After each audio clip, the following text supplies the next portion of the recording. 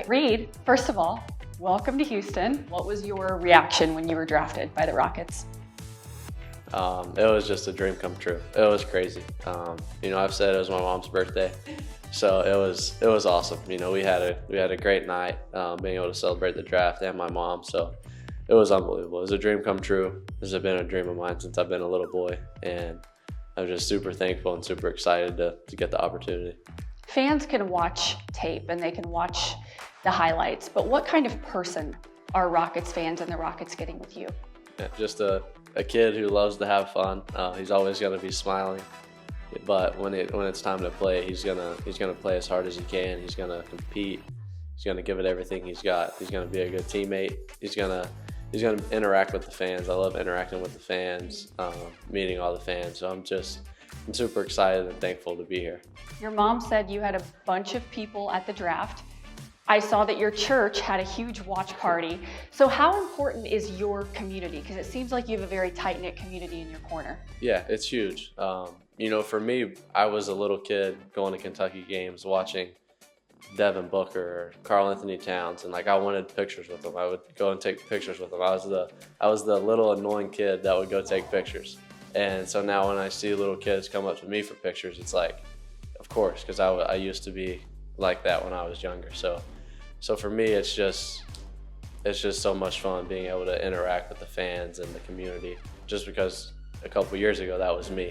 So I know exactly how excited they are to meet the players. So for me, that's one of my favorite things to do. Your mom played at Kentucky, your dad played at Kentucky, and you were John Calipari's last Kentucky class, which is crazy. When you reflect back, even though it was 1 year, Kentucky's really been part of your entire life. How special has that been? It was unbelievable. Ever since I've been a little boy, it was a dream of mine to play at the University of Kentucky. And being able to do that and follow mom and dad's footsteps was really cool. And being able to play for Coach Cal, who I looked up to when I was little forever, and just being there for the fans and Big Blue Nation running out at Rupp.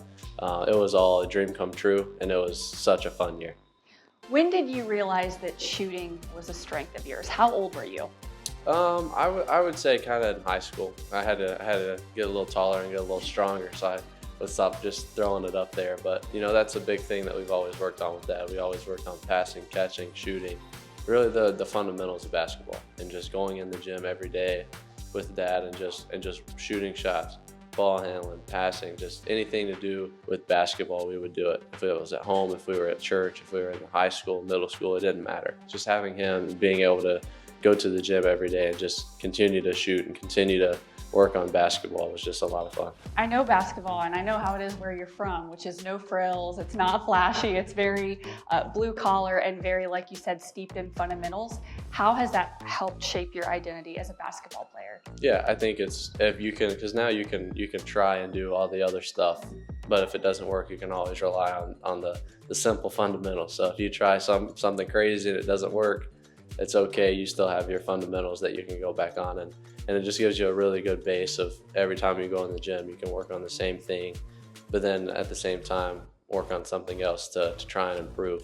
But knowing you have a good base fundamentals is really important for me. You are getting ready to play for a coach that is big on defense and effort on defense. What is your defensive mantra, and what are some of the fundamentals you rely on for defense? Yeah, I think kind of the biggest thing is just fight. I think guarding is one of the hardest things to do. Staying in front of your man one-on-one is really hard, especially in the NBA. So I think just fighting and never giving up, and just always being a good team defender, knowing what the team needs, knowing what the scout is, just doing anything you can to help the team on the defensive end. What players in the league currently do you try and kind of emulate? Yeah, I like Chris Paul, kind of how he just can control the game, and how he's going to go out and he's going to play it his style of game. He's going to be a good teammate, get his teammates involved.